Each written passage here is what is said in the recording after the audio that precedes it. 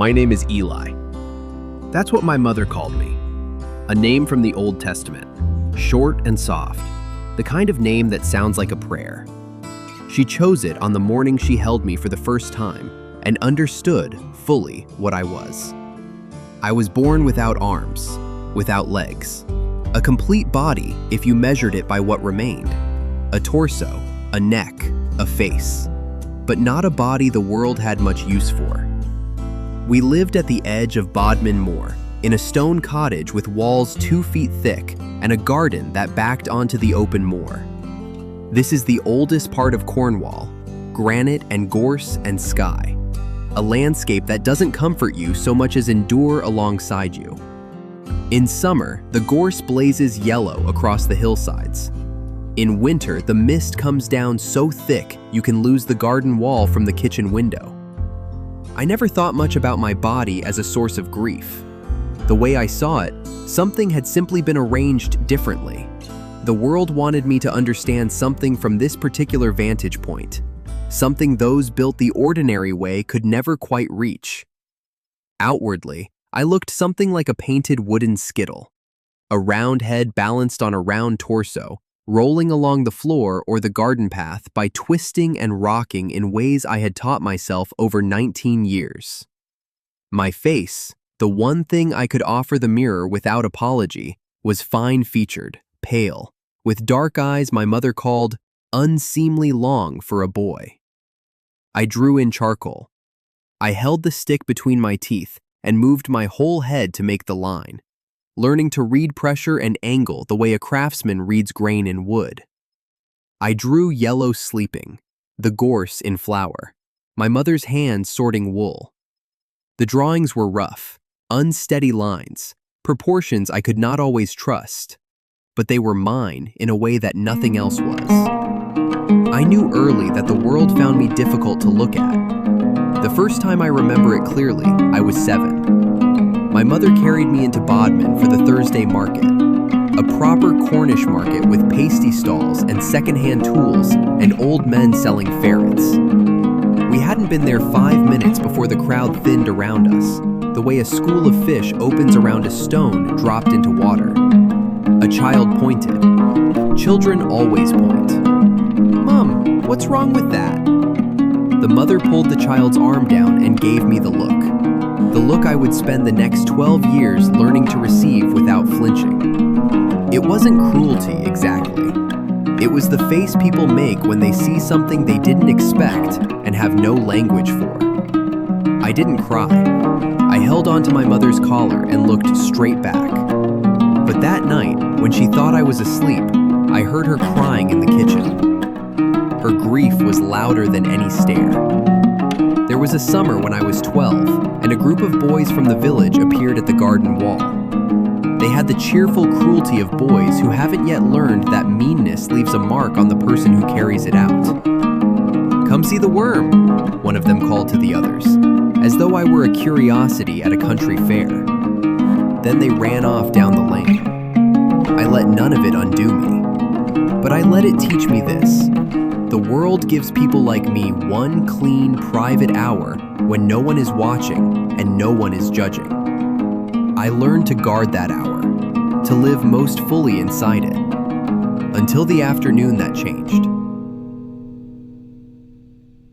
Cole arrived on a Tuesday afternoon in late August. I was in the back garden, lying on a wool blanket under the rowan tree, while Yellow hunted something in the long grass. A mouse, probably, or the scent of one. The late summer light on Bodmin Moor has a particular quality, golden and low even at midday, as though the sun is always in the act of setting. The heather on the hill behind the fence had just come into bloom, a wash of purple running up to the granite tors. Then I heard it. The sound of a shovel working the far corner of Mrs. Pascoe's vegetable plot next door. A steady, heavy rhythm. The rhythm of a strong back and arms that know what they're doing. Yellow lifted his head from the grass, trotted to the fence, sniffed the gap between 2 palings. His tail went up once, then settled. He didn't bark. The digging stopped. That's your dog, then. I rolled onto my side to face the fence. He was standing on the other side of the palings. I could see him through the gap Yellow had been sniffing. A big man, maybe 6 feet, shirtless in the heat. He had been working, hair dark and damp at the temples, a shovel resting against his shoulder. His build is what people from the north sometimes call proper. Broad shoulders, thick forearms, a softness at the belly that came not from idleness, but from years of good, solid meals eaten after good, solid work. The kind of man who takes up space in a room without meaning to. The kind you find yourself wanting to stand close to, for no reason you could sensibly explain. I waited. This was the part I knew. The eyes would come down, find me on the ground, take in the whole strange fact of me, and then the face would do something. Stare, go blank, pull itself into that careful, painful blankness of someone trying very hard not to react. Cole looked down. He looked for a moment. Then he looked back up at Yellow, as naturally as if he had looked at nothing unusual at all. Good-looking animal. What is his name? Yellow, I said. Yellow. He seemed to taste it.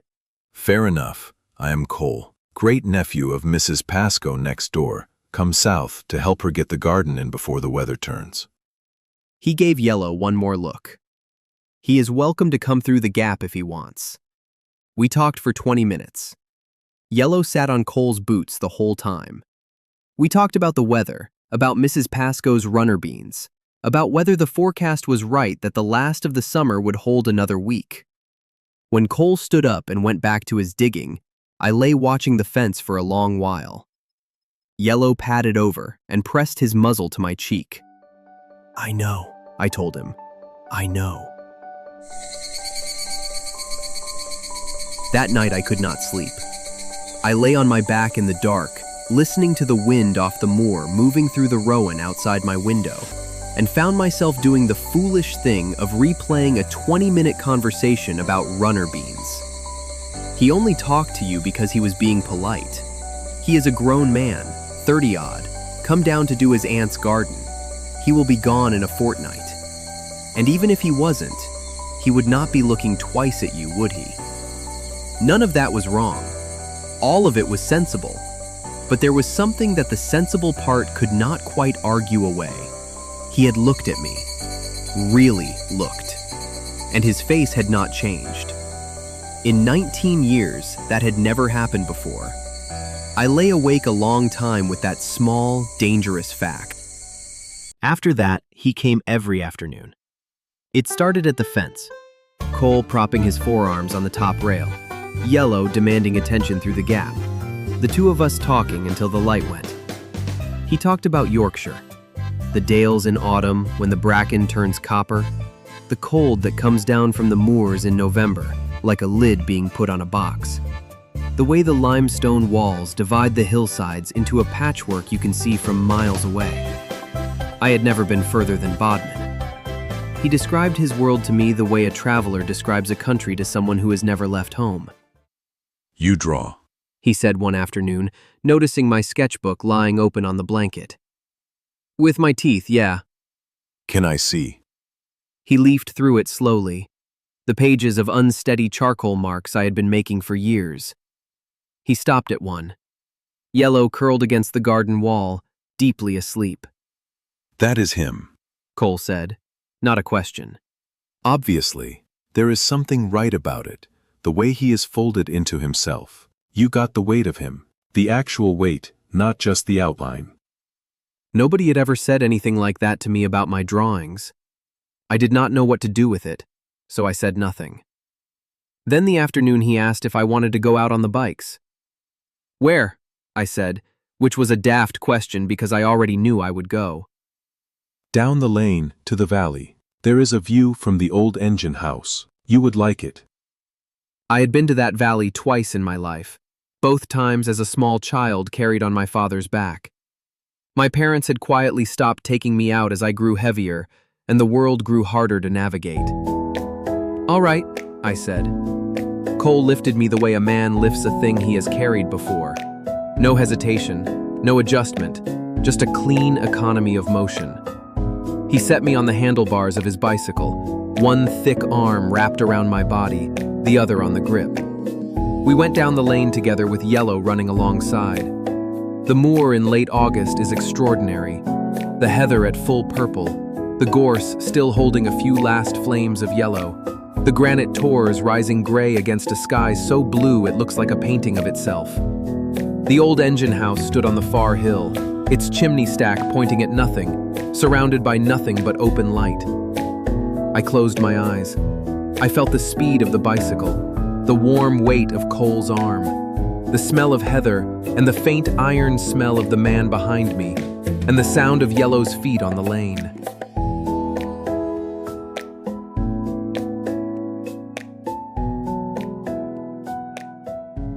The August moon that year was extraordinary, full and low over the moor, so bright that the lichen on the granite walls went silver, so bright I could have drawn by it.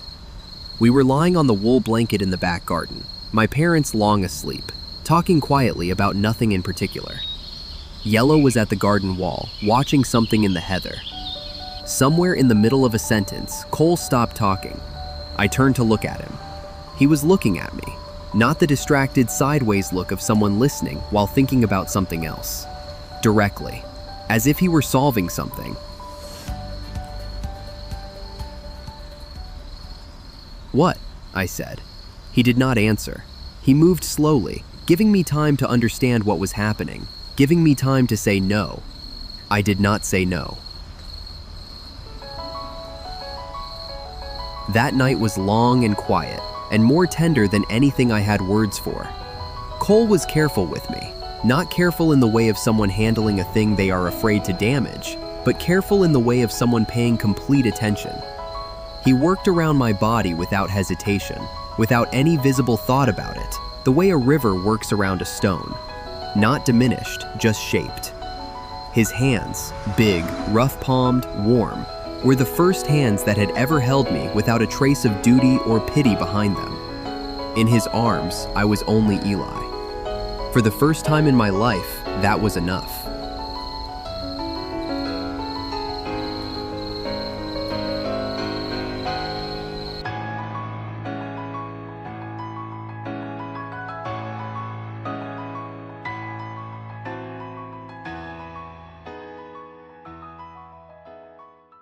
After that, Cole came every night.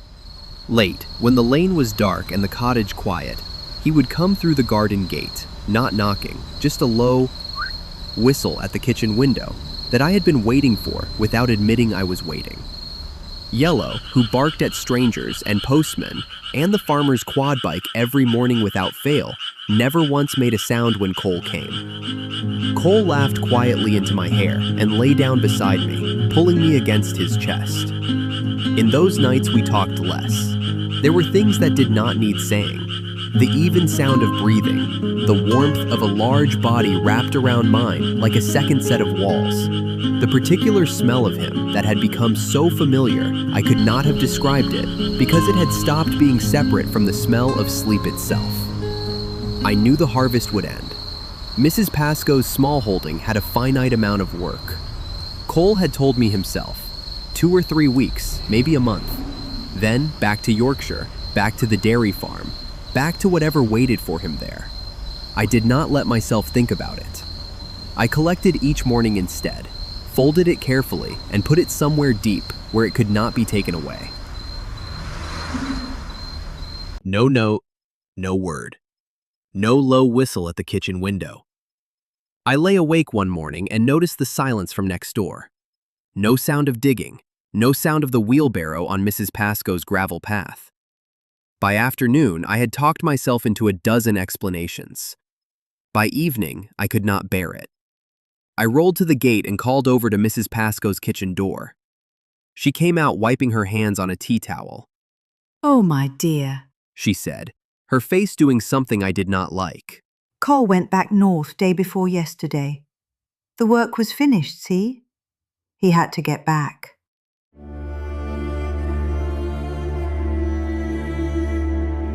Day before yesterday. He had been here the night before the last night. He had come through the window.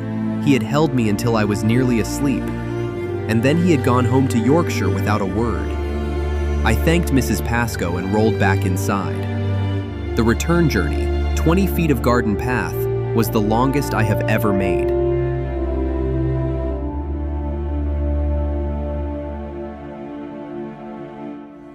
Something broke in me in a way I had not expected. Not dramatically, more like the way waterlogged wood finally gives, slowly, with almost no sound, until suddenly it simply is not there anymore. I understood now. I had been a curiosity, a detour, something interesting and strange that a man finds in a county not his own, uses up the end of a summer with, and then leaves behind like a novel read on holiday. To me, he had been everything. To him, I had probably been an anecdote, a disabled boy in love with another man, already outside every story that ends well. And here was the confirmation, neatly delivered. I could not tell my parents. I could not tell anyone. I grieved alone, which is its own particular skill, the kind you get very good at when you have had enough practice. Yellow slept across me every night for 3 weeks. I do not know what he understood, but he understood something. The weeks turned. The moor went amber, then brown. I told myself it was over.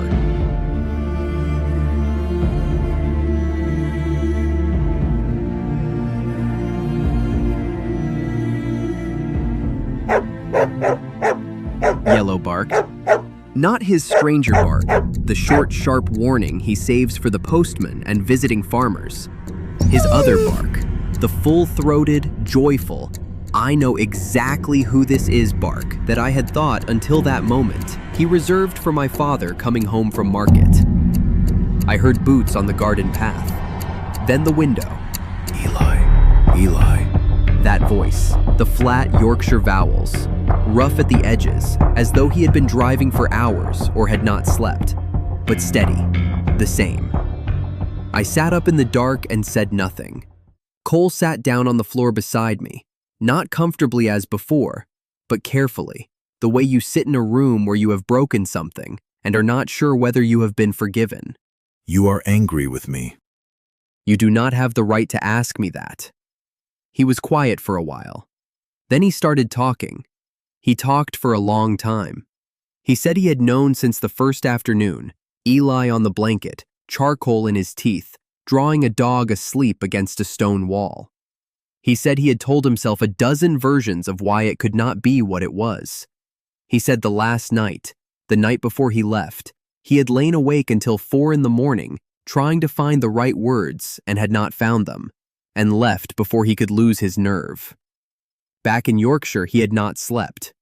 He had looked at his parents' faces, at the woman they had half arranged for him to marry, at the fields he had worked all his life, and felt nothing that resembled the thing he felt when he thought about a back garden in Cornwall and a boy drawing in charcoal. I want you to come north. Come and live with me, properly, for good. The words fell into the dark bedroom like something irreversible. For good. A limbless boy from Bodmin Moor, asked to be kept. Asked to be wanted. It was so real it frightened me more than all the years of not being wanted had.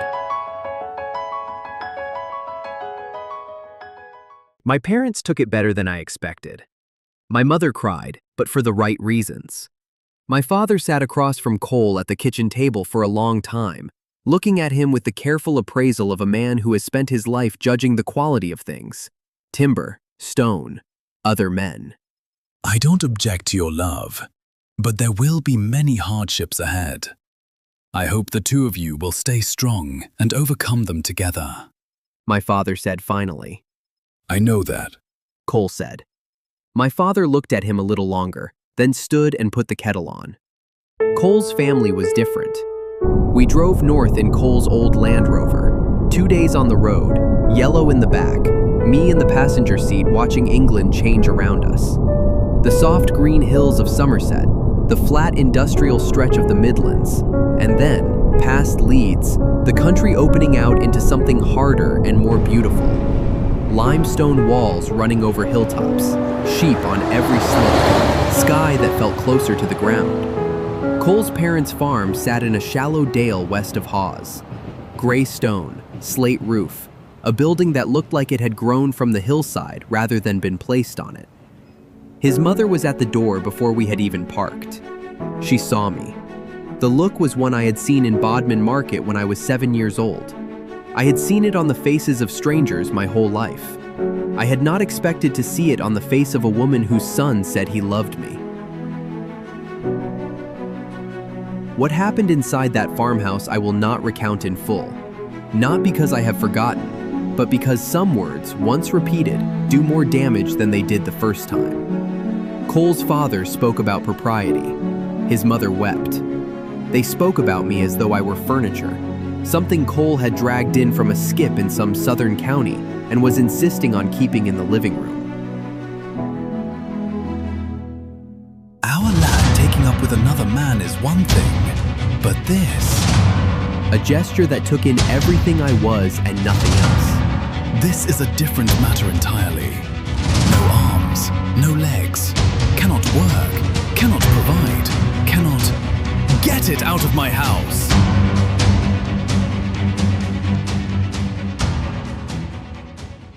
We were turned out into the Yorkshire night. Cole carried me out past the stone wall and the gate and stood in the lane. The cold was physical, a northern cold, the kind that settles in and stays. I could hear the wind across the moor above us. Somewhere in the dale, a sheep called out. He did not put me down. He stood holding me, and the cold was on both of us equally. "Cole," I said quietly, "are you all right?" It took him a while to answer. I am all right if you are here. I said nothing. That night, in a B&B in Hawes, he told me he had decided. He would return to Cornwall. He would find work, conservation, farm labor, something. They would start over. It would be fine. They will come round. He said. Give them time. He said it the way you say things you need to believe. I lay in the dark listening to his breathing slow into sleep and thought about what it actually means to love someone.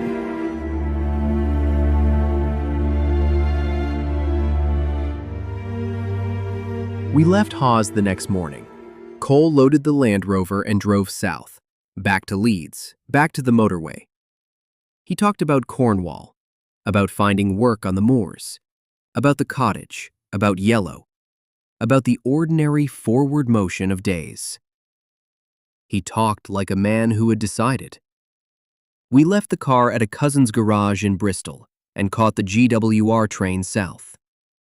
Cole settled me in the window seat, sat beside me, and we watched England running backwards past the glass. The Severn Bridge, the Bristol suburbs, the first green edge of Somerset. I did not talk much.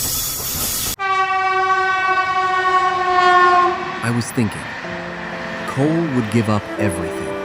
That was simply what was happening. He would give up his family, his valley, the woman his parents had quietly hoped for, the farm he had worked since he could lift a bale. He would carry all of that loss south to a rented cottage on Bodmin Moor, and he would do it because he meant what he had said. And what could I give him? Love. Only love. The love of someone who could not hold him back when he walked through a door, who could not stand beside him but only be carried. The love of someone who had brought his family to the edge of disowning him, who could not offer children or income or any of the things a man gives up other things for.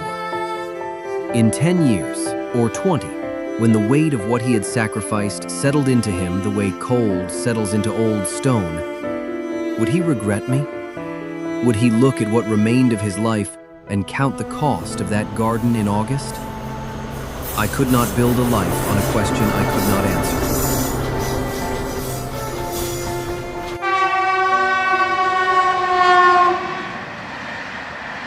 Cole fell asleep somewhere past Taunton.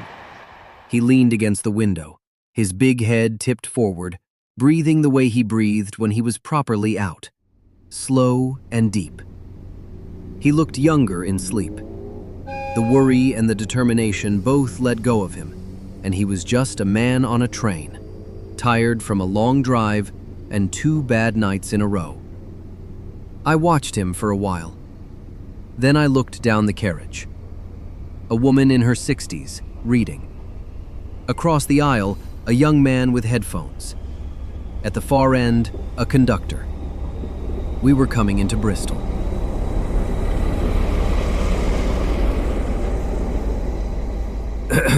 "Excuse me," I said to the man across the aisle.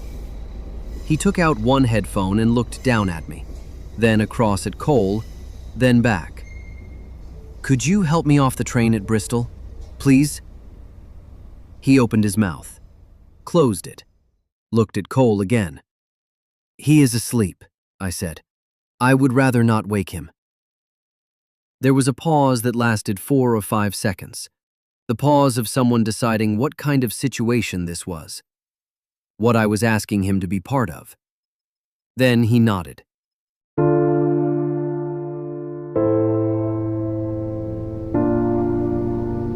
Bristol Temple Meads in November.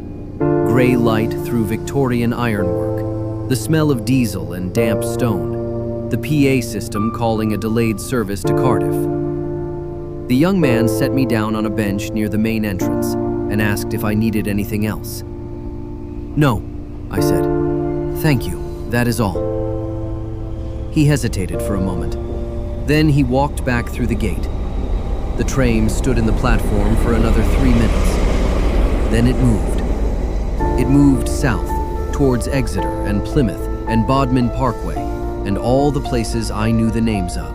It moved south, carrying Yellow, waiting in his lead 2 streets away, carrying my parents in their stone cottage on the edge of the moor, carrying everything I had come from, and carrying Cole, sleeping against a train window, with the empty seat beside him and the gray November light across his face. I sat on the bench in Bristol Temple Meads and understood, for the first time with my full body, the difference between lonely and alone. I had been lonely all my life. This was alone.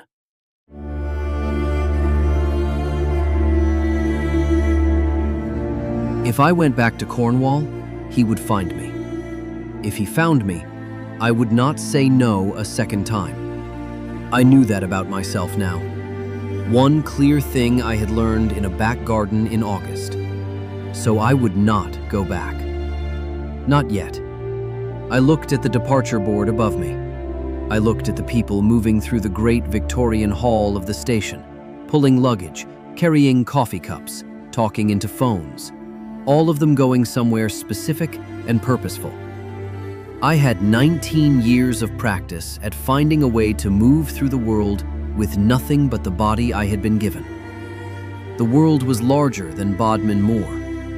I had learned that much on the drive north. And somewhere in that larger world, there was room for a limbless young man running from his own heart. It was a cold November afternoon in Bristol. The train had gone. My life on the road began here.